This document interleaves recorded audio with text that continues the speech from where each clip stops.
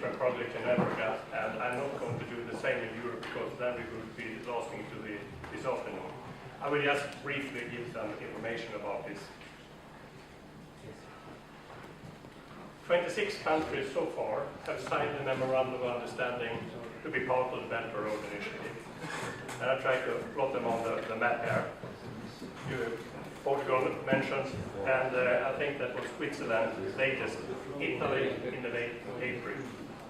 But 26 countries in Europe still is part of the Belt and Road Initiative so far.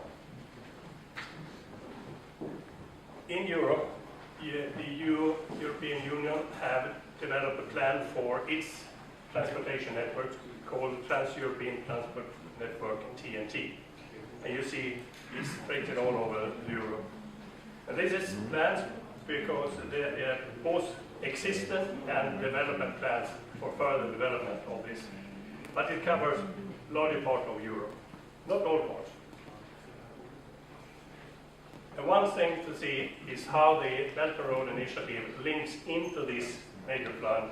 It's also looking to the port areas which China bought from Greece a couple of years, 51% of it, and have invested very much in it.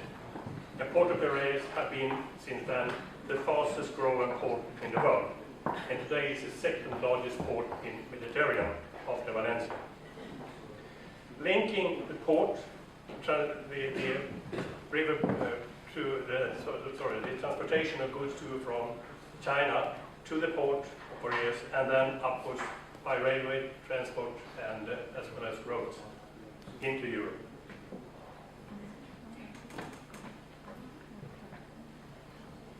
Talking about just Sweden and Belt and Road Initiative. I say it's a minimal reporting on Belt and Road Initiative by Swedish media. I'm very embarrassed when I was looking at the Swedish television news for just 2 weeks ago.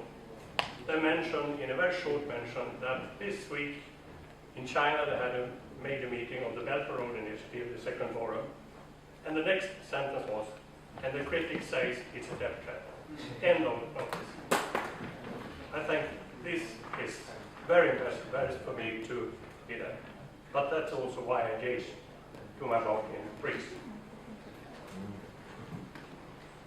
BRI is primarily recognized by Scandinavia as frank traders and charters who know that it's goods going to and fro. And there are no insight at all that Belt and Road Initiative significantly more than just transport corridors. And the presentation I've been made about the China development over the 30 years, it goes on lots of different areas, food, whatever. It's the infrastructure, the needs of the people in the country, what we need. That is the world infrastructure, not just for roads or for railways. An exception is naturally this very big Swedish company, which also already participated in the Belt and Road Initiative for different areas along this road. So major biggest Swedish companies is part of it already, but the rest of Sweden are not informed or part of it at all. BRICS proposal for Sweden, we think that Sweden should join the Belt and Road Initiative, and for instance, larger Swedish infrastructure projects like the plan for a high-speed railway in the southern part of Sweden, use the vast experience and benefits offered by the Belt and Road Initiative to get part of it as well.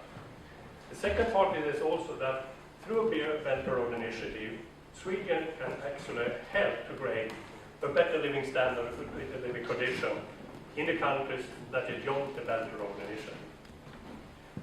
So this is at the top of our list what we would like to achieve, hopefully, but even more information about the Belt and Road Initiative.